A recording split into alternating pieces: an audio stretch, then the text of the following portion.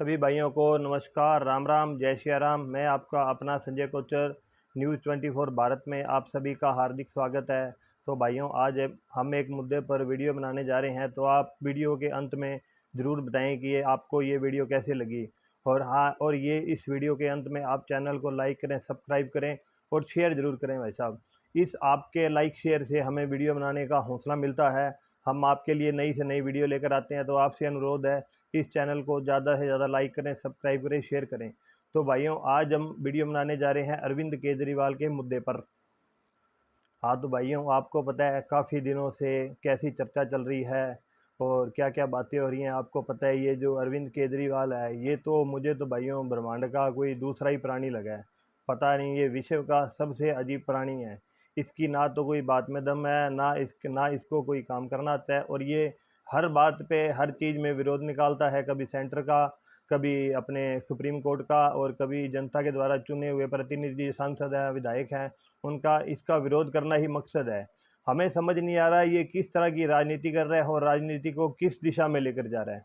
राजनीति का सबसे बड़ा झूठा, इसको झूठा कह लो, मक्कार, धूर्त, कपटी, इतना बेशर्म आदमी है ना। ये झूठ बोलने में इसको कोई शर्म नहीं आती। ये झूठ बोलने के लिए, अपना घोटाला भ्रष्टाचार छुपाने के लिए किसी भी हद तक जा सकता है।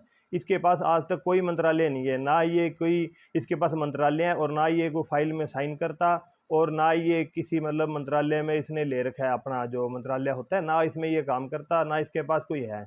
ये सिर्फ वही बात है, इन्होंने लोगों को, जो इनके सांसद हैं, आपने सॉरी विधायक है, उनको इसने कठपुतली बना रखा है और उनका ये दुरुपयोग कर रहा है।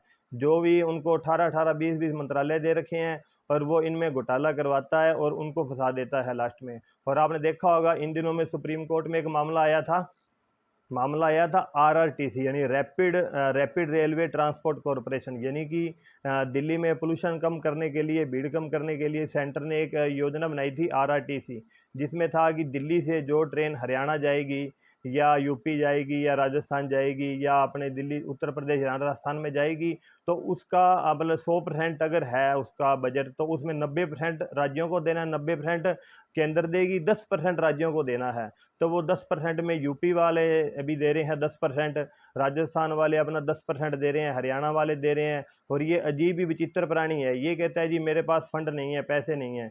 इसके पास ऐड देने के लिए पैसे है। इसको टीवी में, अखबारों में 15,000 करोड़ों की इसने ऐड दे दी, उसके पास इसके लिए पैसे हैं। कोई शीश महल बनवाना हो, इसके पास पैसे हैं।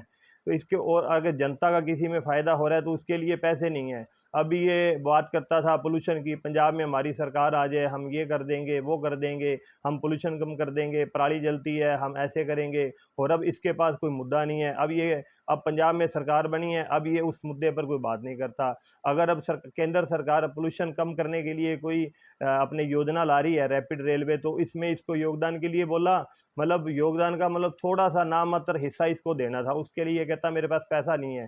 सुप्रीम कोर्ट में मामला आया, सुप्रीम कोर्ट ने इनकी अच्छी झाड़ फट्टी करी, और सुप्रीम कोर्ट ने इनसे पूछा कि आपके पास रैपिड रेलवे के लिए पैसे नहीं है, आपके पास फ्री की बिजली पानी देने के लिए पैसे हैं, फ्री की रेवड़ी बांटने के लिए पैसे हैं, और आपके पास रेलवे के लिए पैसे नहीं हैं।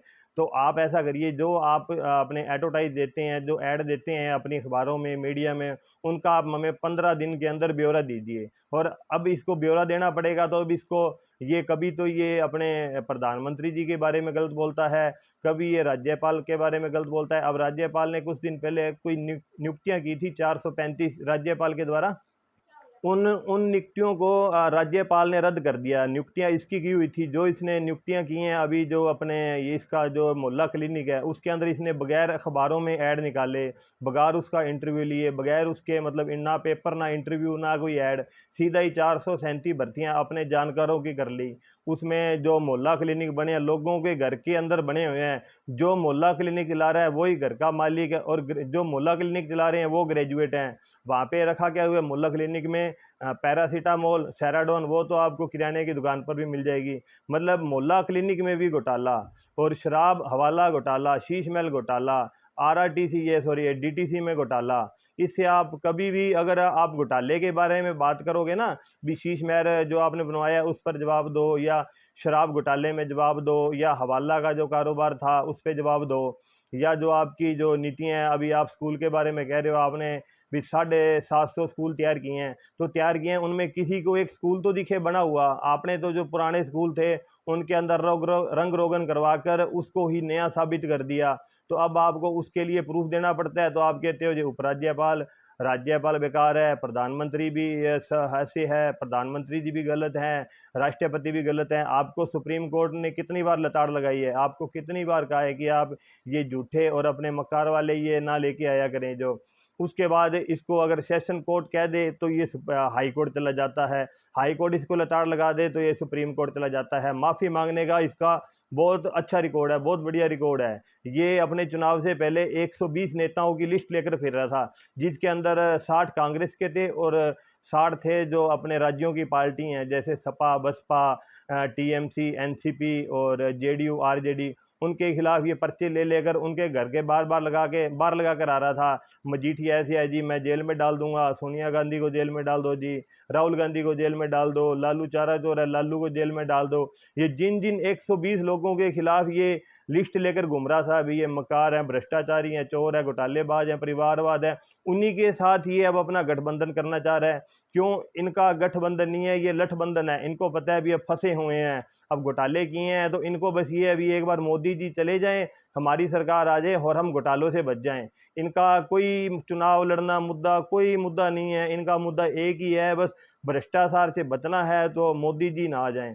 तभी ये जितने भी देश के मक्कार, भ्रष्टाचारी, घोटालेबाज, चोर जो इकट्ठे हो रहे हैं ना, उनके साथ ये तो रल रहा है। अभी कल को अगर मेरे पर कोई बात आए तो मैं कह दूंगा जी ये देखो जी, ये भी 120 बेचारे बेगुनाह है और मैं भी, मेरे जो मंत्री हैं वो भी बेगुनाह है। इसको और किसी बात पर तो सफाई दी नहीं जाती, ना इसको ना ये दे सकता। कोई भी बात पर मुद्दा करो, ये कोई ना कोई बात कहीं ले जाता है, कभी कहीं ले जाता है। इसके पास ना तो मुद्दा है ना कोई राजनीति है। ये अब इस जनता को किसी को नहीं समझ आ रहा है ये किस तरह की राजनीति करना चाह रहा है और किस तरह की कर रहा है ये। इसके इसके पास मान लो 2-3 जैसे जेल इसके अंडर में थी और बिजली इसके अंडर में थी, पानी इसके अंडर में था और जो शराब का मंत्रालय था, 3-4 मंत्रालय इसके अंडर में थे, अस्पताल वगैरह थे। तो इसमें आप देख लो, इसने बेड़ा गर्क कर रखा है। शराब नीति में घोटाला है और जल बोर्ड में घोटाला है, पानी के, बिजली के सरकार के बिल बकाया पड़े हैं। सरकार को तो कहता है जी मुझे आप बिजली के लिए सब्सिडी दो, सब्सिडी दो, सब्सिडी लेके, और ये फिर कभी क्या घोटाले करवाता है और कभी क्या घोटाले करवाता है। तो आपको भी पता है इसने काम दाम तो कुछ करना नहीं, कभी ये क्या मुद्दा ले आएगा।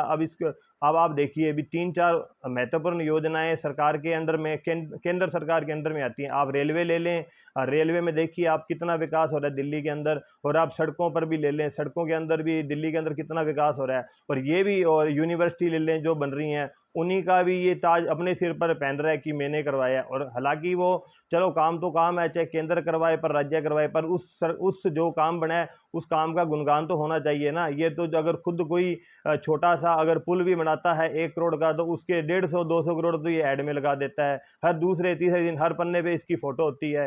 1 करोड़ के काम को करने में 150 करोड़ तो ये ऐड में लगा देता है। आप बताओ ऐसे काम का क्या करेंगे। पंजाब के अंदर छोटी सी कोई चीज़ बनती है और लाखों की, मान लो कोई सड़क या गली में, उसका करोड़ों रुपए ये ऐड में लगाएंगे। करना कराना कुछ है नहीं, बस भगवंत मान जी जो पंजाब वाले हैं उनको साथ लिया और प्लेन में कभी यहाँ उड़ लिए वहाँ उड़ लिए, अध्यादेश पर हमारा साथ दो। अरे भाई, अध्यादेश पर साथ दें, केंद्र शासित प्रदेश है दिल्ली, हर राज्य को अपना अधिकार है। पर दिल्ली में शुरू से 1947 से लेकर अब तक के जो संविधान के हिसाब से जो चल रहा है वैसे ही चलेगा ना। अब ये आपकी तरह तो है नहीं कि आपने जो कह दिया विजिलेंस की, कभी फाइलें चोरी करवा दो जी, कभी घोटाला करवा दो जी, और आपसे कोई अगर कोई बात पूछ ले मुद्दे पर तो आप सबको भ्रष्ट बता देते हैं। बताओ ऐसे कैसे राजनीति चलने वाली है।